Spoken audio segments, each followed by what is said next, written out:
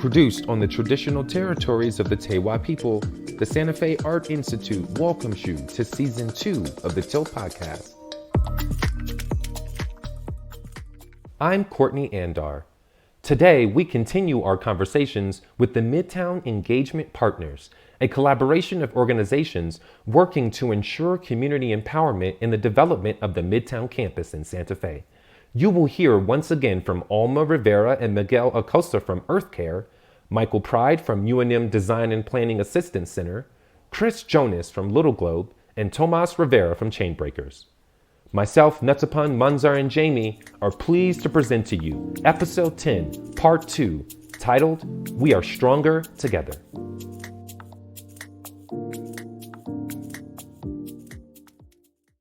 I think that this has been a great learning for me, for the Art Institute, to learn more about the deep organizing work that you all do. It's so important, and I loved all of the work that you brought from the youth to the block party. I thought that was so amazing, and everyone just loved sort of seeing these visions that the youth had created.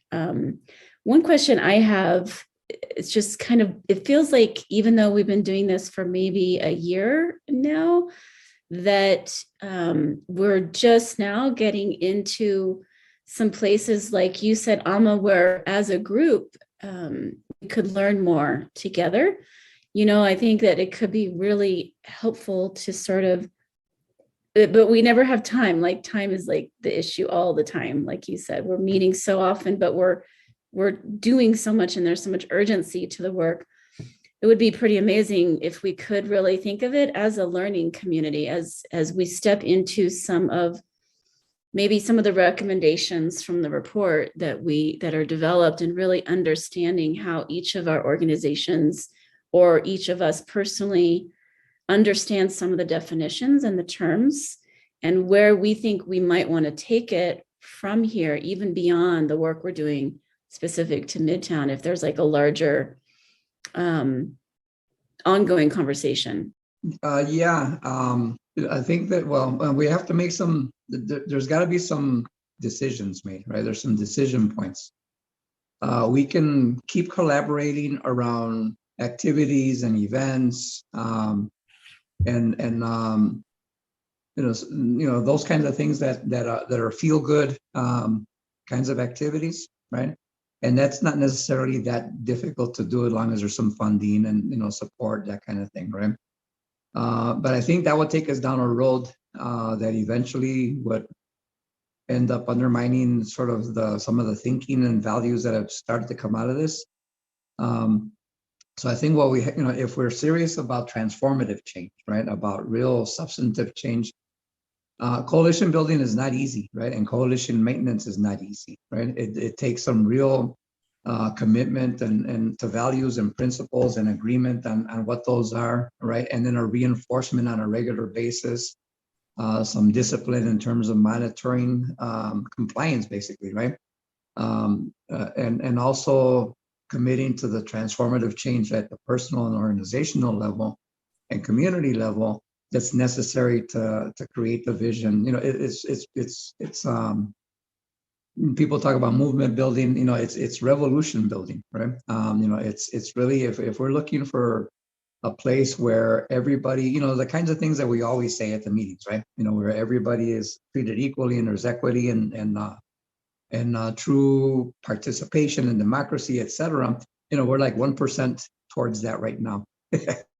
Right. So it'll take, and it's not that it's not doable, but it would take that kind of commitment among the organizations and among other partners. And that was like, for me, and I won't speak for anybody else, for me, that was part of my resistance when there was a question about involving other people in other organizations in the planning for the events that we've had, right? That they hadn't been through everything we had been through, right? So it really was not fair, and also potentially dangerous to bring people in when they hadn't been part of the commitments that had been made on a regular basis, right? Every time we show up, that's a commitment that we're making, right? And also that they had not committed to any of the values of the principles, right? That we shared. Not that they're bad people or bad organizations, it's just that they hadn't been part of the movement. So how could we sort of just slide them in sideways, right? And that's often what happens and what undermines movements is that kind of dilution, right? Or even institutionalization, right? If we were to hand this over to a city committee, for example, right, an office or whatever, it'll never happen, right? Because then it becomes part of a bureaucratic process rather than a community building process, right? And consider making those kinds of decisions, knowing though that it does involve taking a particular orientation and position towards other institutions, right? And they always, the fear is that they always translate it as a fight, right? Oppositional doesn't necessarily mean adverse, doesn't have to be adversarial, right? But that's harder for those institutions to understand, right? Immediately, because they operate on a basis of like, we've got 1 year to do this project, and we've got this much money and this policy and this whatever. And I'm talking about like city and county and even like private market forces, et cetera, right? And that's part of also, like I was saying, this misunderstanding about difference and tension and what have you, right? That if we can't embrace that as where the creativity comes from, we're not going to get past this, right? But all, recognizing, differentials in power and power dynamics, even within our coalition, but also, with the other institutions that we would have to stand in opposition to, right? To make them better and to change ourselves and what have you. If it always becomes an adversarial thing and who's going to knock over whose statues or whatever, we just sort of keep walking, marching into the corners, right? Rather than marching towards the future.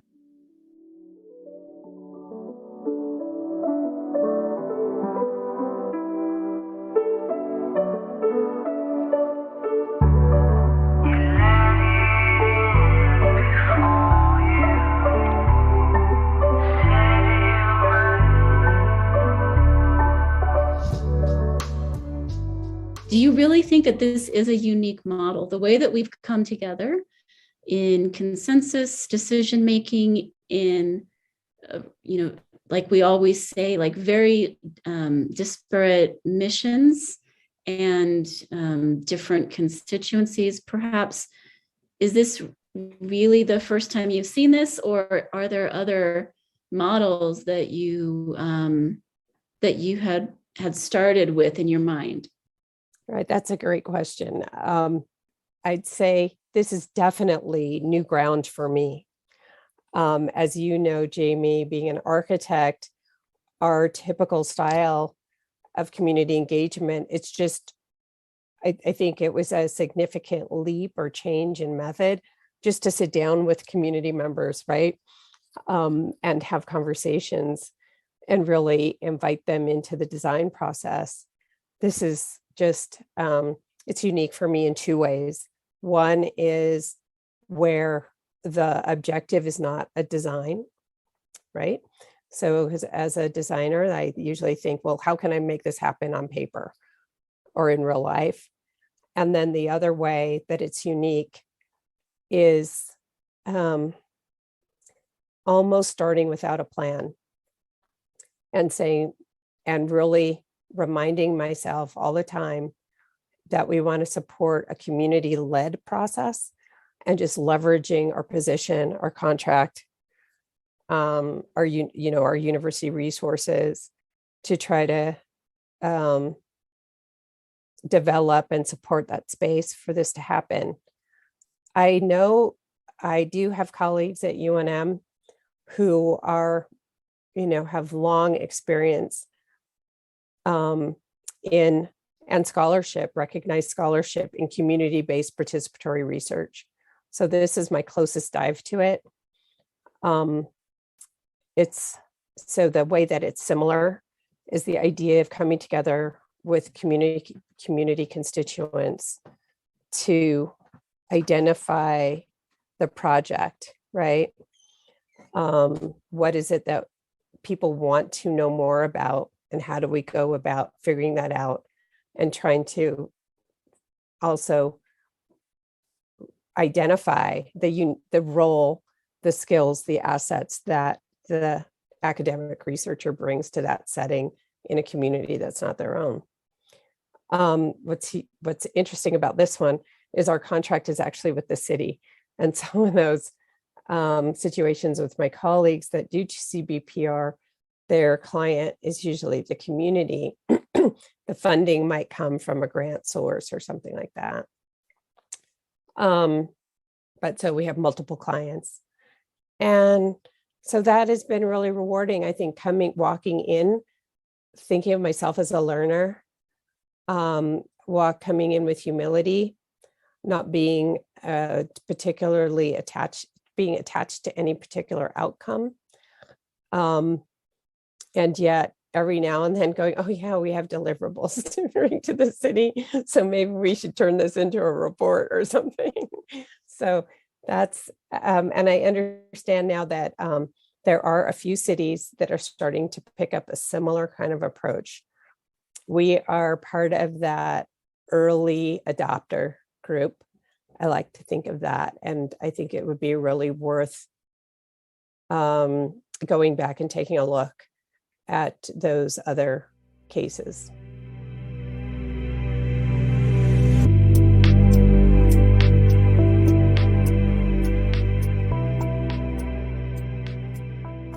And of course, we're talking about Santa Fe. So we're talking about people who are of different cultural backgrounds, people who carry different histories, people who have power in different ways.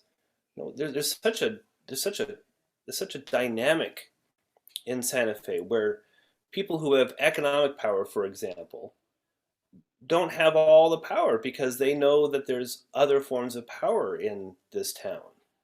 You know, there's you could say cultural power, but I think there's more nuance to what power is in Santa Fe, and as a consequence, there isn't a single overriding, crystallizing culture of power and culture in Santa Fe itself that you can easily sit and be comfortable with.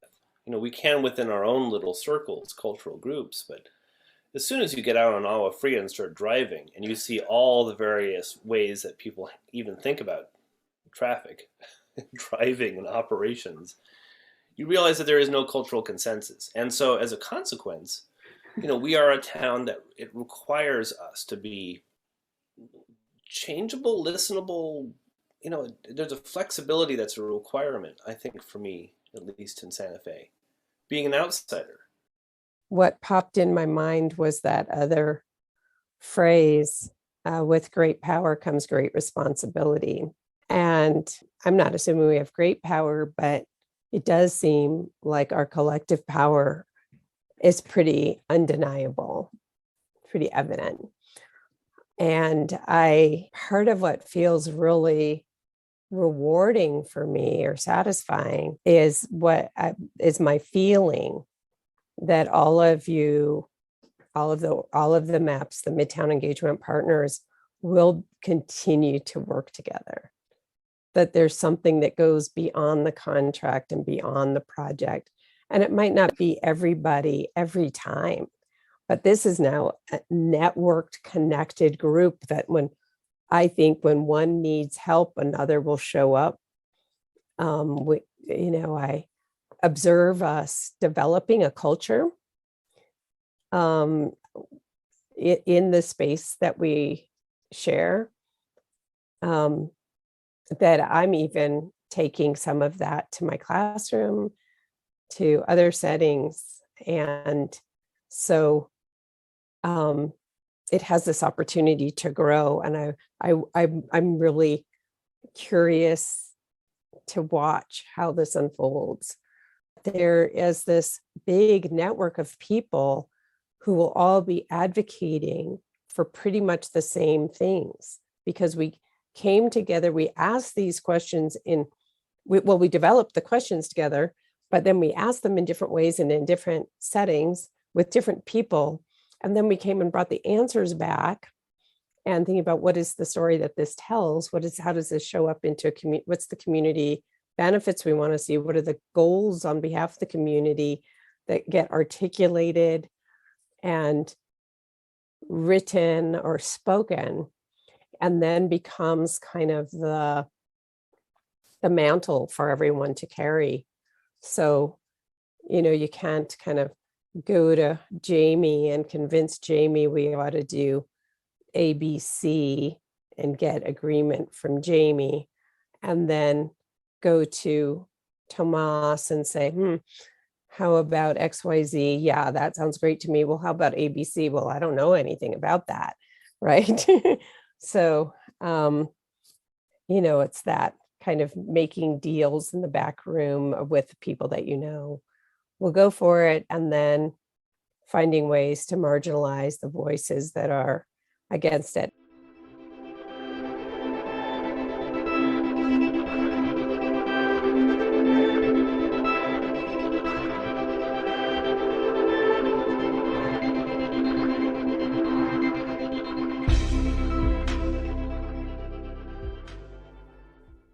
Let's I want to go a bit deeper about community and the community impact. How does the potential of the community benefits from an alliance like the Midtown Engagement Partnership? Sure. I mean, I think that, the potential benefits are really astronomical. We like to look at Midtown, and for folks who haven't walked through the campus or don't know what we're talking about, you can even just look at a map and see how big we're talking about here. 64 acres is really huge. It is, when we say it's the heart of the city, we mean it is literally just there's this big gaping area that is Midtown right in the middle of the city.